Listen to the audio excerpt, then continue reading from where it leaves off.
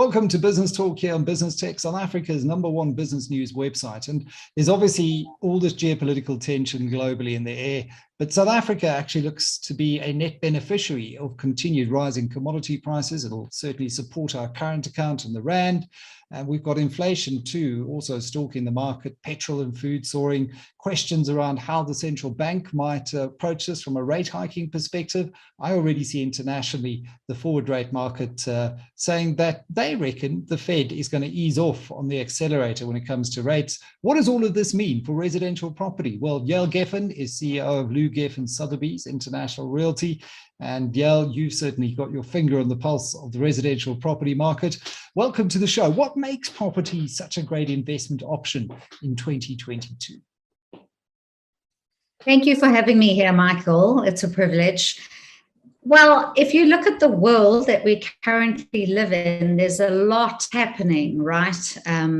Pandemics, what's happening in the Ukraine, there's just so much volatility, and property is one of those investments that's a bit of a sure bet. It's a greater buffer than the stock market and perhaps any kind of appreciation or depreciation in currency. So that's why property investment is a good one. And over the years, it's a sound bet, and especially now because we're about to head into a boom, and the property market around the world is fantastic. Our global group, Sotheby's International Realty, recorded a historic high last year with $204 billion globally. And just to give you an idea, the year before was 109 billion. So you can see what's happened to the property market worldwide. Yeah, and I think it tends to happen through periods of uncertainty and volatility.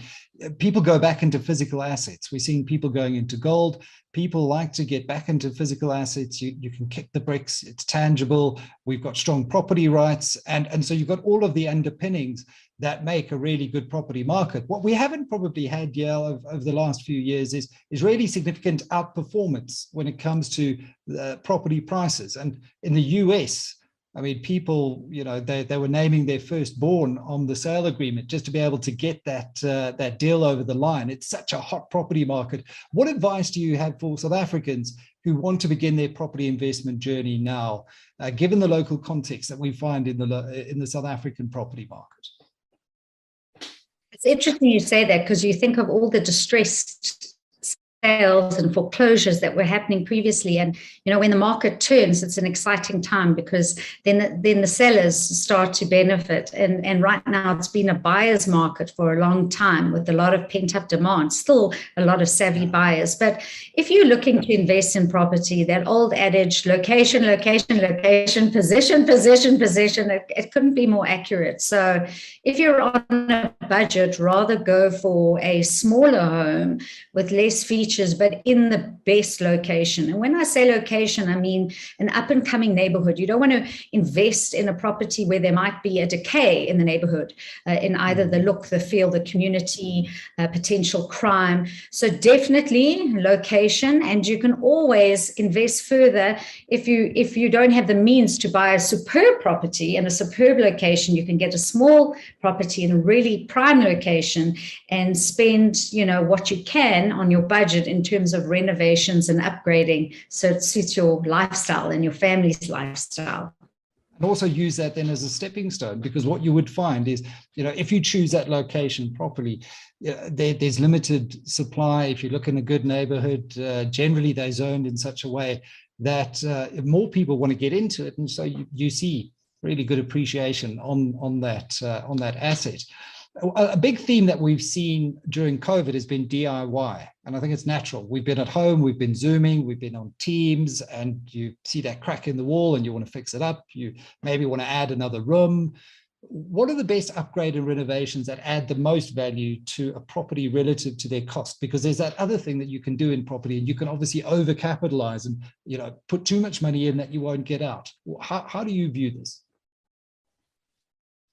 So when we were unleashed, and I use the word unleashed, you know, with a little bit of a smile, because we were able to finally walk around our neighborhoods. We were locked in for such a long time.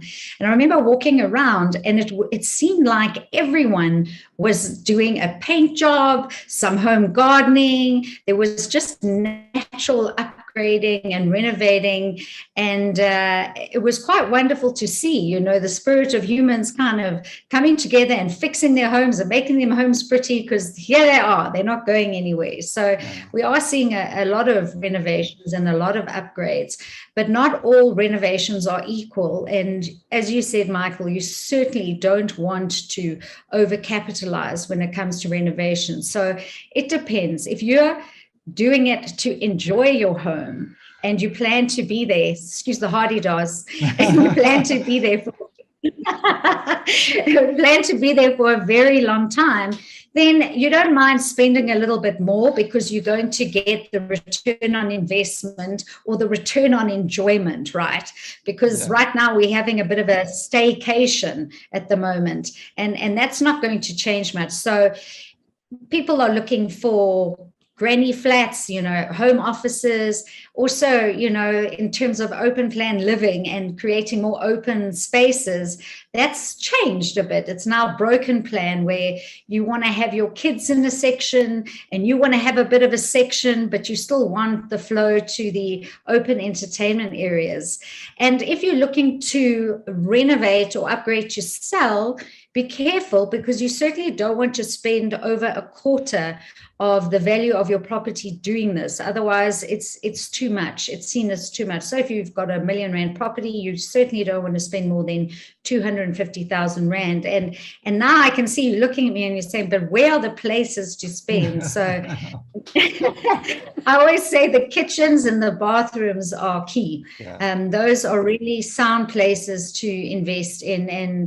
And as long as you don't choose the most upscale fittings, I think that's where people go wrong. They think, okay, well, we live in a nice home, let's get smeg fittings for the kitchen. Now, if you're not in an upmarket area, and you don't need that excess, you really don't. If you're in a prime upmarket location, yes. So it's good to team up with the realtor who can actually advise you as well, because they know what sells and what people look for when they move. So kitchens, bathrooms, definitely carpeting. If it's dirty and old, you want to uplift that. You want to put in new floors, and you certainly don't want to overcapitalize on something like a pool, because a pool requires a lot of maintenance. And when people choose to exactly. You have a pool. In terms of return on enjoyment, I'm putting a lot more effort in than enjoyment I'm getting out of the pool at the moment. But, you know, it is one of those things that you know, South Africans, we love our pools. But a very important point to keep in mind, that kind of trade-off. I want to come back to the kitchen, though, and just interrupt you for your stream of thought. You know, the kitchen's a really interesting one for me, because when we upgraded our kitchen, we kind of justified the cost, because it cost quite a bit. Certainly wasn't a quarter of the value of the property, but we justified it by saying, you know what, this is the kitchen where we're going to spend the bulk of our time as a kind of cohabiting unit, because my partner and I aren't married, but divorced, different families, getting all the kids together. This is where we're going to spend all of our time, and getting them all around the island in the kitchen. We kind of justified it that way. And you know what? It's panned out exactly like that. I think we probably spend the time that we're all together more than 50% of the time in the kitchen. So you've just got to think about, you know, the lifestyle that you're leading. Absolutely. And I'm glad you pointed that out, because in terms of any upgrades or renovations, the kitchen's a showstopper, because especially now, like you say, everyone gathers around the kitchen. So if you've got that island, like you mentioned, you can all, the whole family gather around and feel comfortable, and especially if it's light, bright, and airy. We like to use that in real estate, light, bright, and airy.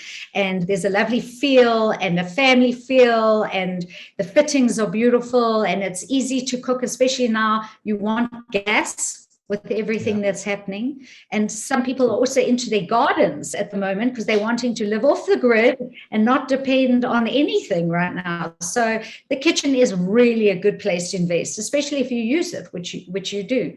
Yeah, and as you say, gas, getting off grid, gas generators. Fortunately, we've got town gas, and so we've got a Generac generator. The next thing is to go and dig a borehole with the way water is going in this country. What are some of the top trends that you're seeing in the South African property industry today? A lot of the trends that we saw through COVID, I felt related to people realizing that you weren't quite as rooted to maybe Johannesburg as you previously thought you were. Now you can work remotely. So let's go live down in Belita, for example. What are some of the trends that you're seeing now in 2022?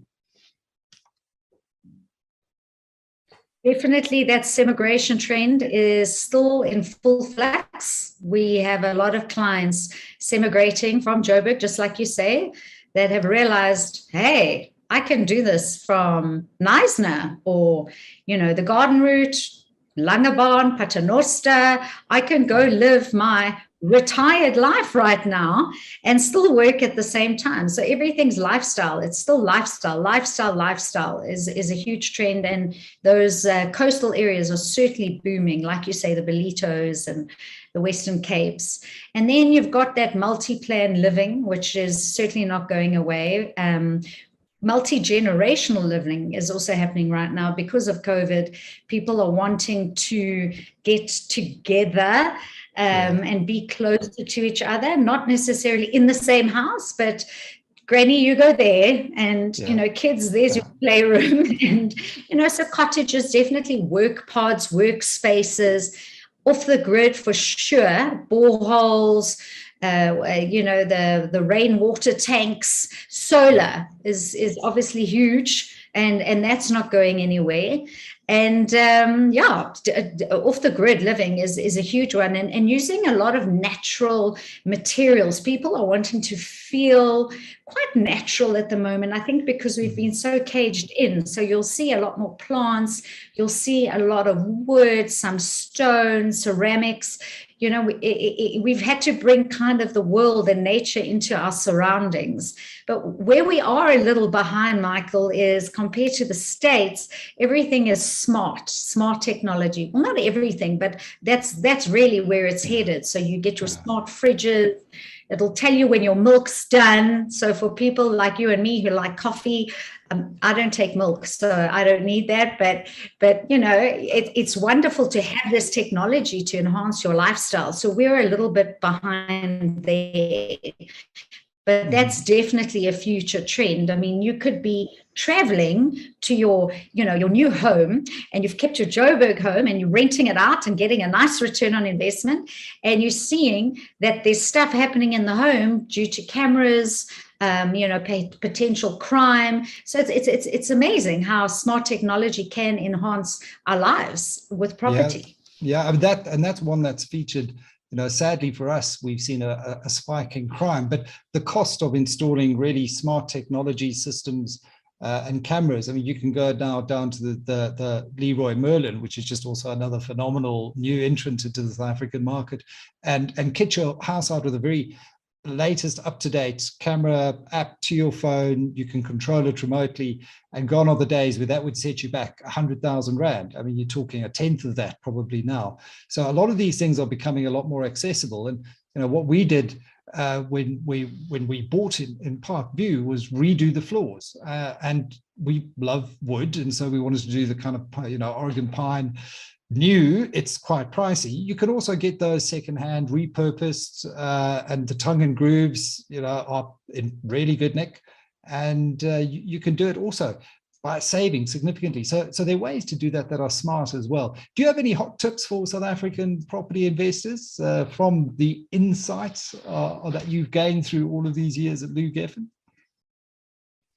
So definitely buying to rent, I think, is always a good option, especially right now with what's happening. I mean, our interest rates are still relatively low, even though they've gone slightly up. They're still relatively low, and I believe in doing that for sure. And it also helps you in the long run with capital gains, helps pay off your bond. So that's a good one. I do like your idea of the wooden floors. I'm not a carpet person. I feel like carpets are passe. I mean, yes, they're nice and luxury, perhaps if you go to a hotel or something, but the upkeep and the maintenance and the dirt and the fuss. So I'm like you. I would invest in flooring, but I love the fact that you mentioned Leroy Merlin, and you can. I love those stores. Chamberlain's, Leroy Merlin. You don't have to go and spend a fortune and get a consultant to come and do your smart home. You just have to do some research. That's all it is. Yeah. Remember the olden days with generators? Remember people were paying 80,000 Rand for a generator, and now you can get inverters. So it's out there. And I don't know if you like lemon meringue pie and if you've ever been to Chamberlain's, but I love lemon meringue pie, and I have a very good one there, Michael. I'm a big fan. I'm going to be going to Chamberlain's. I know it's a very random location, but I've been to every lemon meringue pie shop in the whole of Johannesburg, and the little coffee shop there, they've got it just right. So that's just a little another little thing that I can share. Well, that's it, and property, that's the thing. Property is so much more than an investment, because you're investing in your home, and you do these little things to create a space that really should be a nurturing space, a space in this environment where, as you say, we're not traveling. Who knows what's happening in Europe? Are we going to get back to traveling anytime soon? We were hoping to at the back end of the pandemic, and then it looks like we're on the cusp of World War III. So, investing in your property. And I think this is one time we're actually very grateful to be on the southern tip of Africa when we're away from all of that geopolitical risk. So on that note, Yael Geffen. They say your home is a machine for living. And, it's got to be more about the brick and mortar. It's about the life that you create within it. So if you love where you live, and you create that space where every time you feel like you come home, you've arrived, then you've nailed it. Yeah, I think that couldn't have summed it up better myself. Yael Geffen, CEO of Lou Geffen Sotheby's International Realty. Thanks so much for sharing your insights into the property market. As you mentioned earlier, interest rates still at 5-decade lows. I certainly can't see the heat and the energy dissipating outside the residential property market anytime soon. Great to share your insights with the audience here on Business Tech with Business Talk. Thank you, Michael. Thank you.